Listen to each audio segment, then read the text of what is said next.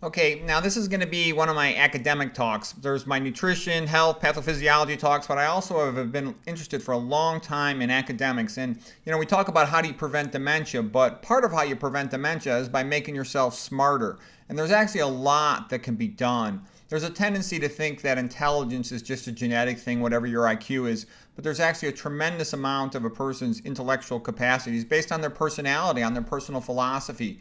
So we're going to have lectures on that. And this one, it's going to be a quick lecture, but we'll start out with some thinking concepts.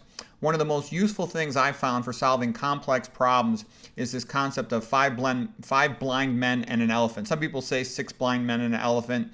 And the point of it is when you start out trying to solve a complex problem, you often have limited information. So the first blind guy grabs the elephant's tail and says it's a rope. The second guy touches his side, says it's a wall. The next guy holds his ear, says it's a rug. Then his tusk, it's a spear. The other, his ear, says, okay, well, we got two guys on the ear. Okay, screwed that up. But anyways, you get the point. So we'll go back out to the slides.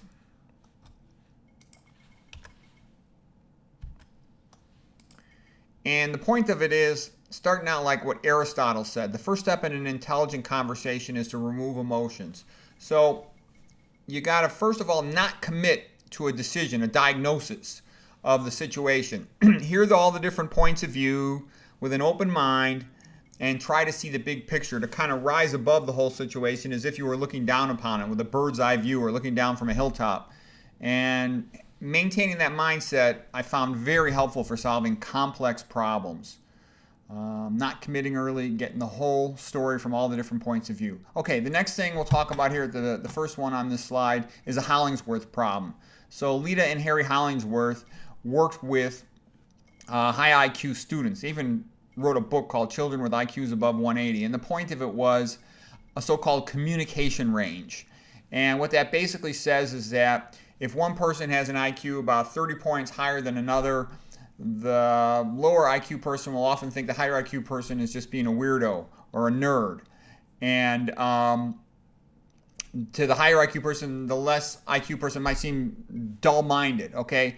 And this a lot of time will come into play that I've seen it that if I try talking to these real fat, sick old people and trying to help them, and they just look at me like I'm being bizarre or weird. So that's a bit of a joke of a Hollingsworth problem. And more often than not, it comes with your family, If you've got some little habit that you think is helpful to you in your life and they make fun of you, you can say, well, I think we have a Hollingsworth problem. And that's what I say when my family teases me, that they just don't get it, whatever it might be. Okay, so that's another useful concept, a Hollingsworth problem. The next one is a Dunning-Kruger effect, and that's whereby a person who's quite ignorant on a subject is too ignorant to judge their own incompetence. And a typical thing, again, is nutrition. Somebody's 100 pounds overweight, they're 50, 60 years old, and they think they know nutrition. Obviously, they don't. And they're not capable of judging it. And Dunning-Kruger effect comes up very often. You'd be amazed how often that comes up. Okay. And what happens over time, you just collect these concepts and quotes, and they help you to more quickly see the essence of a situation. They make you smarter. And it's also good to have the attitude that that's part of your identity, somebody who's constantly trying to improve their ability to think.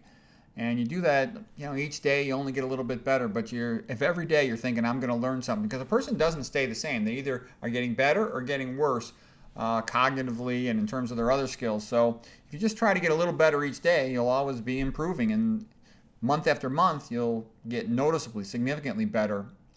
Okay, so here's the first quote from Ayn Rand. She lived from 1905 to 1982, and basically she said, if you think there's a contradiction, then recheck your premises. Contradictions do not exist. Whenever you think you are facing a contradiction, check your premises, and you will find out that one of them is wrong. That's really helpful. A lot of times I couldn't understand a problem, and then I realized I had to readjust my premises and I could get it. So that helped me a lot. The next one is a similar quote from Thomas Carlyle.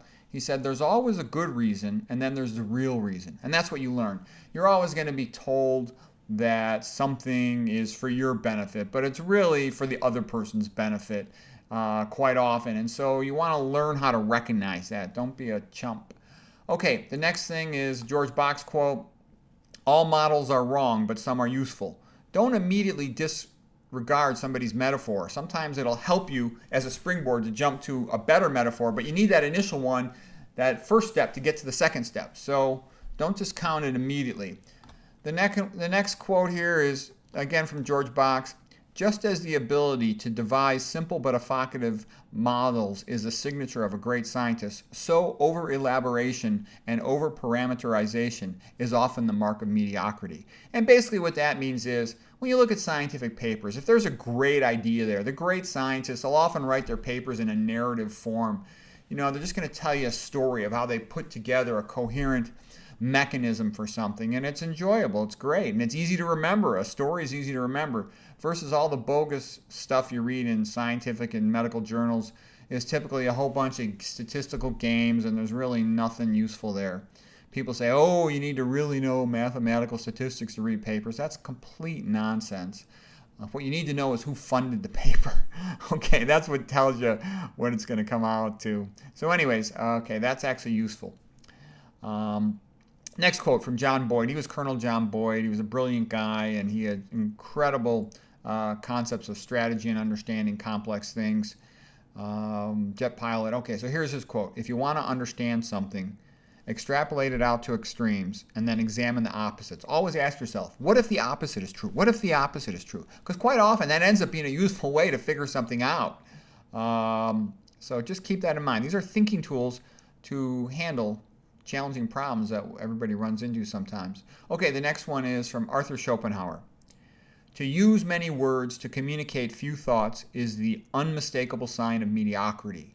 To gather much thought into few words stamps the man of genius. So there it is. Hope it was helpful.